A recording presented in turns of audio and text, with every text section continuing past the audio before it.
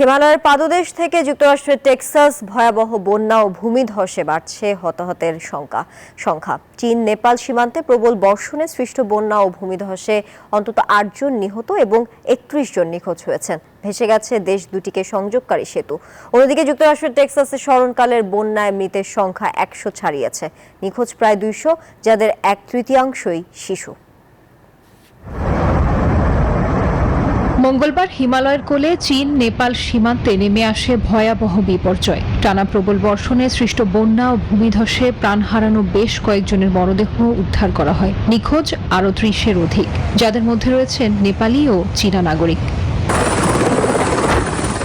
বন্যার তীব্র স্রোতে ভেসে গেছে দুই দেশকে সংযোগকারী ভোটেকোশি নদীর ওপর নির্মিত প্রধান সেতুটি, যা যোগাযোগ ব্যবস্থাকে করে দিয়েছে পুরোপুরি বিচ্ছিন্ন। বিশেষজ্ঞদের মতে জলবায়ু পরিবর্তনের প্রভাবেই এতটা রুদ্রমূর্তি ধারণ করেছে প্রকৃতি। বান্ডেল থাকলে প্রতি সেনমানিতে টাকা বাঁচবে। বিকাশ সেনমানি বান্ডেল কিনে জিতুন প্রতি লেনদেনে।